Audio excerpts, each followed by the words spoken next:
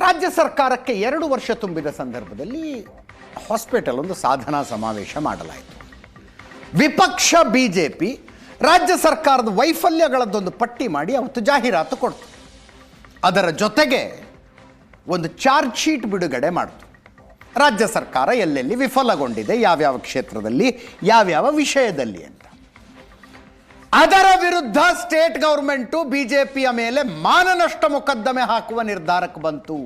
ಜನರ ದಾರಿ ತಪ್ಪಿಸ್ತಿದ್ದಾರೆ ಇವರು ಅಂತ, ಜನರ ದಾರಿ ತಪ್ಪಿಸ್ತಿದ್ದಾರೆ ಅಂತ ಮಾನನಷ್ಟ ಮೊಕದ್ದಮೆ.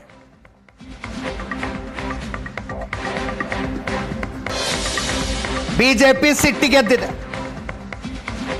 ರಾಜಕೀಯದ ಭಾಗ ಆರೋಪ ಪ್ರತ್ಯಾರೋಪ.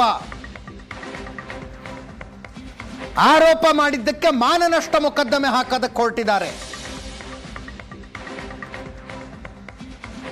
ಸರ್ಕಾರ ಜನರ ವಿಶ್ವಾಸ ಕಳೆದುಕೊಂಡಿದೆ ಅಂತ ಹೇಳಿದ್ರು ರಾಧಾ ಮೋಹನ್ ಅಗರ್ವಾಲ್, ರಾಜ್ಯ ಬಿಜೆಪಿ ಉಸ್ತುವಾರಿ ಅವರು. ಅದರ ಜೊತೆಗೆ ಚಿತ್ತಾಪುರದಲ್ಲಿ ಛಲವಾದಿ ನಾರಾಯಣಸ್ವಾಮಿ ಅವರಿಗೆ ಘೆರಾವ್ ಹಾಕಿದ್ದಕ್ಕೂ ಆಕ್ರೋಶ.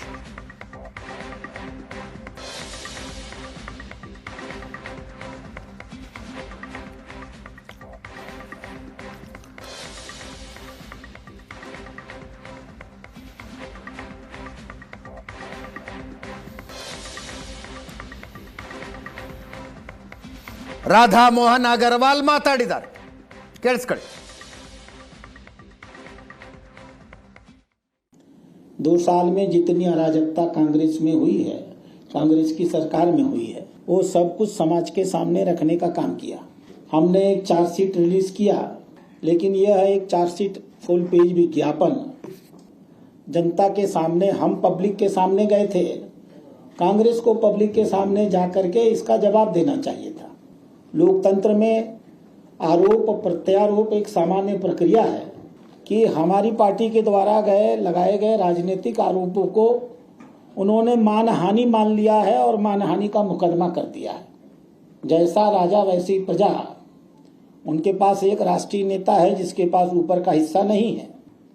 आज अगर चुनाव हो जाए तो भारतीय जनता पार्टी 150, 150, 55 इसके आसपास सीटें जीत करके सरकार बनाने में सक्षम होगी.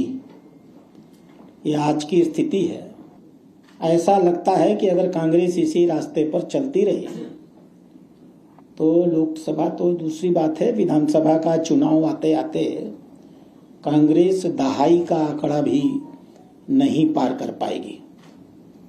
वो हमारे नेताओं की हत्या करवा रहे हैं.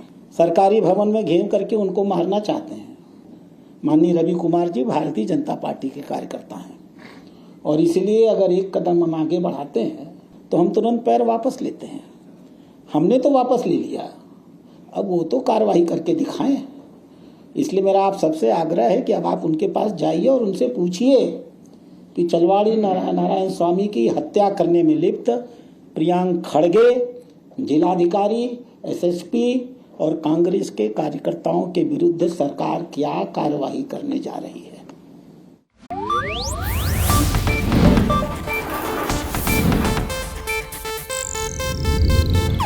ಇದು ಏಷ್ಯಾನೆಟ್ ನ್ಯೂಸ್ ನೆಟ್ವರ್ಕ್ ಪ್ರಸ್ತುತಿ.